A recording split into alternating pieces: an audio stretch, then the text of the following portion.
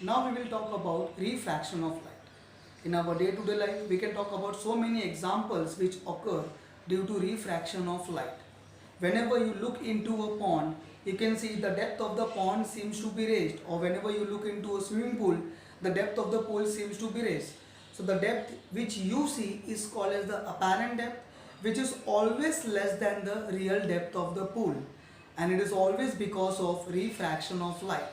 If I talk about a straight rod, you can see the rod is a straight, and if I dip this rod into a glass containing water, you can see at the interface this rod appears to bend, right?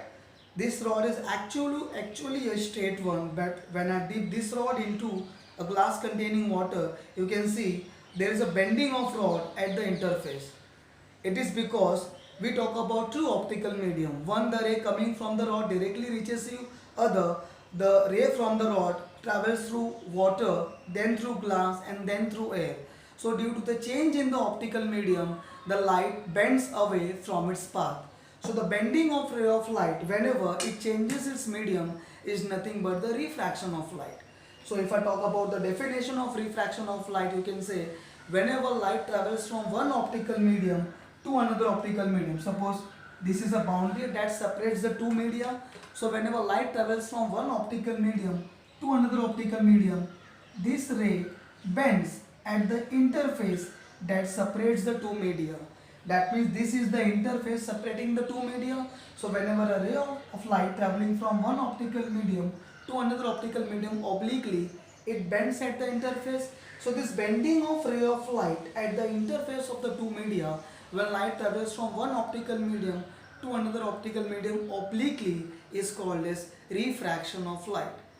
If I show it you on a diagram, here I have considered that this is optical medium 1 and this is optical medium 2, and there is a boundary xy, or you can call it as the interface that separates the optical medium 1 and 2, and I have considered a ray of light that strikes the surface of optical medium 2 traveling from optical medium 1.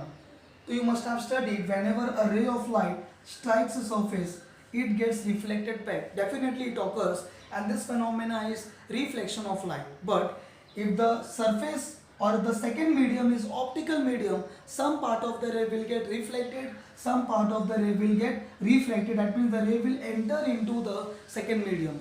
So you can see there is a reflection of light and there is a refraction of light. So both the phenomena is taking place simultaneously. So this is called as partial reflection and partial refraction. But in this chapter we are only concerned with the refraction of light. We will not talk about reflection of light. So this is optical medium 1 and optical medium 2, and consider a ray of light traveling into optical medium 1 strikes the boundary, and if I say if the second medium was absent, the ray would have traveled along a straight path a dash. We have already studied that in a given optical medium, light always travels along a straight path with constant speed.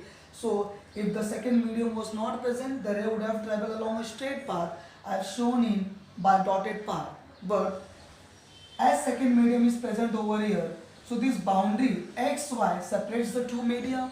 So the light, when traveling from one optical medium to another optical medium obliquely, you can see the refracted ray can bend along this way or it can bend along this way.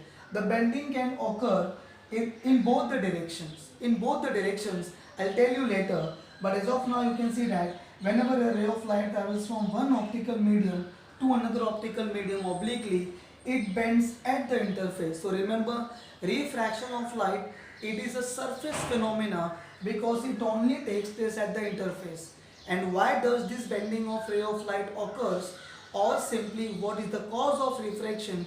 You can say the change in the medium which causes the change in the speed of light.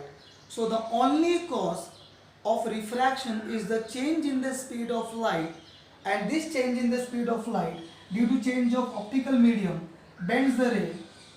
It can bend the ray along direction 1 or it can change the ray along the direction 2. So here AB, I will consider only one ray over here. Here AB is the incident ray, B is the point of incidence, and at the point of incidence you must be aware we always draw a normal.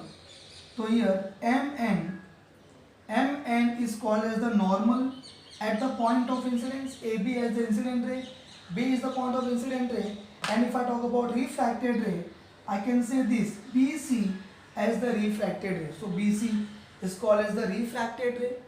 The angle made by incident ray with respect to normal is called as angle of incidence.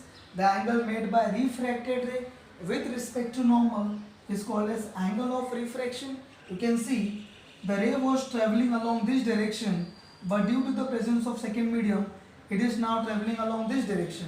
So by this amount, by amount of angle del, this letter is called as del. So you can say the ray has bent by amount del. So del is called as the angle of deviation. Del is called as the angle of deviation. So we have angle of incidence, we have angle of refraction, and we have angle of deviation. Okay. So the cause of refraction of light is the change in the speed of light due to change in the optical medium. Thank you.